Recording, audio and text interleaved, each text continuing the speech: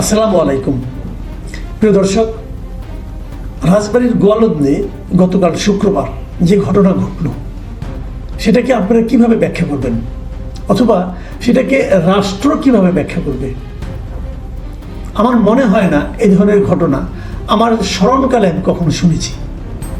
একজন মানুষ মারা গেছেন, মারা যাওয়ার পর তার কবর হয়েছে, সেই কবর থেকে তার মারা যাওয়ার প্রায় 2 সপ্তাহ পরে কবর থেকে তার লাশ তুলে সেটাকে পেটানো হয়েছে এবং তাকে আগুন দিয়ে জ্বালিয়ে দেওয়া হয়েছে। এ ধরনের ঘটনা আপনারা কখনো আপনাদের জীবদ্দশায় শুনেছেন কিনা আমি জানি না, কিন্তু আমরা শুনলাম এবং আমরা তার ভিডিও দেখলাম বিভিন্ন সোশ্যাল মিডিয়ায়। এবং সেই ঘটনা কোথায় ঘটল? আমাদের দেশের একটা জেলায়, রাজবাড়ী জেলায় সেখানে ঘটল এবং ঘটতে দেওয়া হলো বললাম এই কারণে, এইটা যে ঘটবে সেটা কিন্তু এর কদিন আগে থেকেই বোঝা যাচ্ছিল। কারণ যারা এই কাজটা ঘটিয়েছে তারা কিন্তু গত বুধবার দিন তারা প্রেস কনফারেন্স করে বলেছে তারা এটা একটা ছোট ঘটনা ঘটাবে। প্রশাসন 2 পক্ষের মধ্যে মীমাংসা করার চেষ্টা করেছে। মীমাংসা হয়েছে কি হয় নাই সেটা তো আমরা 2 দিন পরে শুক্রবার দিনে দেখতে পেলাম। প্রশাসনের ভূমিকাটা কী ছিল? তারা কি থামানোর চেষ্টা করেছিল? কি হবে না হবে সেটা যখন ঘটবে তখন তো আপনি বুঝতে পারবেন না আগে থেকে। ঘটনাটা কি আমি আপনাদেরকে আরও একবার একটু ছোট করে বলি। যাকে নিয়ে ঘটনা তার নাম নুরুল হক, কিন্তু তাকে এলাকাবাসী চেনে নুরাল পাগলা হিসেবে। উনি রাজবাড়িতে ওনার একটা আস্তানার মতো আছে, যেটাকে অনেকে খানকা বলে, অনেকে এক একজন এক একটা বলে। এবং উনি ধর্মের নামে এমন কিছু কাজ করছিলেন যেটাকে ঠিক ধার্মিক লোকেরা মেনে নিতে পারছিল না। যেমন উনি কি বলছিলেন, উনি নিজেকে ইমাম মেহেদি দাবি করছিলেন এবং উনি আরও অনেক কিছু বলছিলেন। কোরআন শরীফ সম্পর্কে ওনার কিছু নেতিবাচক কথা ছিল, অনেক কিছু ছিল যেটাকে ঠিক প্রকৃত মুসলিম বলা যায় না কোনোভাবেই। তিনি মারা যাওয়ার পর উনি যখন বেশ বয়স হয়েছে, উনি দীর্ঘদিন কিন্তু অনেক বয়স হয়েছিল, এবং যখন ওনার বার্ধক্যজনিত কারণে উনি মারা গেছেন, সেই বয়সে মারা যাওয়ার পর উনি কিছু কথা বলে গিয়েছিলেন ওনার শিষ্যদেরকে যে ওনাকে কবরটা দিতে হবে মাটি থেকে উপরে, মাটি গর্ত করে ওনাকে কবর দেওয়ার কথা বলেন, উঁচু জায়গায় কবর দিতে বলেছিলেন, মাটির সমতলের চেয়ে উপরে। এবং সেভাবেই তার কবর দেওয়া হয়েছিল। উনি মারা গিয়েছিলেন গত মাসের 23 তারিখে, এবং তার লাশটাকে মাটি থেকে কয়েক ফুট উঁচুতে রেখে তার উপর মাটি দিয়ে ঢেকে দাফনের মতো করা হয়েছিল। এবং ওনার এগুলো আমাদের প্রচলিত ইসলাম ধর্মের যে নিয়ম কানুন তার সঙ্গে কিন্তু একদমই মেলে না। এটা নিয়ে আপত্তি ছিল, এবং তার আপত্তিরই কারণ হিসাবে গত শুক্রবার ওই বাড়িতে হামলা হয়েছে, মারামারি হয়েছে। তারও কিছু অনুসারী ছিল, তারা প্রতিরোধ করেছে, এবং এই মারামারিতেও একজন মারা গেছে। এই মারামারির ঘটনায় একজন মারা গেছে অলরেডি, অনেকে 50-60 জন আহত হয়েছে। তারপরে সব মিলিয়ে তার ওখান থেকে লাশটা উঠে নেওয়া আসা হয়েছে, এবং সেটা রাস্তার মধ্যে ওপেন জায়গায় আগুন দিয়ে পুড়িয়ে দেওয়া হয়েছে। এই যে ঘটনাটা, এখান থেকে আমরা কী পেলাম? ঘটনা ঘটে যাওয়ার পর কিন্তু আমরা দেখছি এখন আর যারা নাকি এই ইমান আকিদার কমিটি ছিল, যারা নাকি আগের 2 দিন আগে বিবৃতি দিয়েছিল, তাদের কিন্তু কোনো খোঁজ পাওয়া যাচ্ছে না। এবং যে সমস্ত ভিডিও করা হয়েছিল সেই ভিডিওতে কিন্তু তাদের দেখা যাচ্ছে না, দেখা যাচ্ছে অন্যদেরকে, যাদেরকে খেপিয়ে দিয়েছিল তাদেরকে দেখা যাচ্ছে। এখন মামলা মোকদ্দমা হবে, অনেকে ধরা পড়বে। কারা ধরা পড়বে? মূল কারিগরটা কারা ছিল এই ঘটনার? এগুলো নিয়ে কিন্তু আলোচনা আসলে কতটুকু হবে আমি জানি না। ঘটনা ঘটে যাওয়ার পর সরকারের পক্ষ থেকে আবার বিবৃতি দেওয়া, এই সরকারটা খুব ইন্টারেস্টিং। কিন্তু ওনারা ঘটনা ঘটতে দেয়, ঘটার পর একটা বিবৃতি দেয়। এই বিবৃতি কাকে দেয়, কার জন্য দেয়, এটা আমরা বুঝি না। সরকারের দায়িত্ব হলো ঘটনা ঘটতে না দেওয়া, এরা ঘটতে দেয়, ঘটতে দিয়ে পরে একটা বিবৃতি দেয় যে এই কাজটা ঠিক হয় নাই, এদেরকে কঠোরভাবে আইনের আওতায় আনা হবে, অমুক হবে, তমুক, অনেক কিছু বলে। পরে কাজের কাজ কিছু হয় না। যখন দেখি আমরা এটা কি কতটুকু কাজ হয়। মজার ব্যাপার হলো এই মাজার ভাঙা নিয়ে আমাদের এখানে এর আগেও প্রায় 100 মাজার কিন্তু ভাঙা হয়েছে এই সরকারের আমলে, এবং এই প্রত্যেকটা ঘটনার সঙ্গে আমরা দেখেছি যে জামাতে ইসলামের নাম কিন্তু বারবার এসেছে। এটা এই কারণে এসেছে, এই যে যারা মাজারের যারা নাকি মাজারপন্থী যে সমস্ত লোকজন আছে, জামাতে ইসলাম মাজারপন্থী চিন্তাকে আপনার সমর্থন করে না, তারা মাজার বিরোধী। তো এই কারণে তাদের নাম এসেছে। তারপর আমরা কিন্তু দেখেছি প্রায় শতাধিক মাজার কিন্তু আগুন দিয়ে পুড়িয়ে দেওয়া হয়েছে। তো সেক্ষেত্রে এটাও কি সেরকম কিছু হয়েছিল? এই ব্যাপারে জামাত একটা বিবৃতি দিয়েছে। জামাতের সেই বিবৃতিটা আমার মনে হয় আমাদের একটু দেখা উচিত।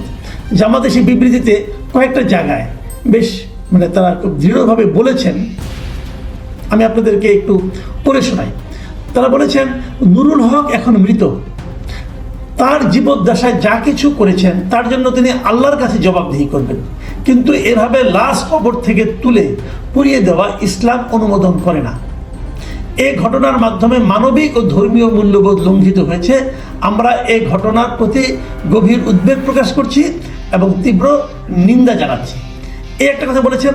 এবং তারপরে জামাতের এই বিবৃতিতে, জামাত ইসলামের কেন্দ্রীয় কমিটির এই বিবৃতিতে আরেকটা কথা বলা হয়েছে যে এই ঘটনার সাথে জামায়াতে ইসলামীর নাম জড়ানোর চেষ্টা অত্যন্ত দুঃখজনক, অনাকাঙ্ক্ষিত ও অনভিপ্রেত। এটা জামাতের বিবৃতি, জামাত বলতে যাচ্ছে এই ঘটনার সঙ্গে তারা একদমই নেই।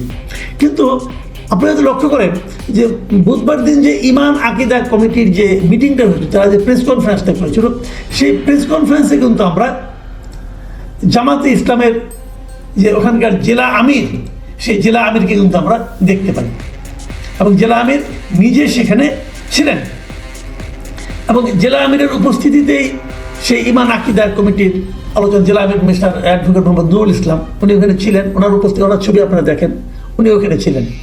তাহলে উনি আবার পরে এই ঘটনার পরে উনি নিজেও একটা ফেসবুকে একটা পোস্ট দিয়েছেন শুক্রবার দিন রাতে, এবং উনি নিজেও এখানে বলেছেন যে এই লাশ পুড়িয়ে পোড়ানোর ঘটনা উনি এটা তীব্র প্রতিবাদ জানিয়েছেন। এমনকি নুরা পাগলার দরবার শরীফে হামলারও উনি প্রতিবাদ করেছেন। তো হামলারও প্রতিবাদ করলেন, লাশ পোড়ানোর প্রতিবাদ করলেন।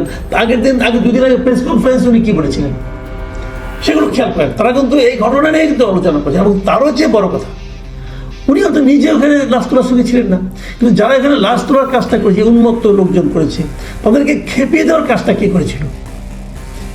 এই ইমান আকিদা কমিটি কিন্তু করেছিল।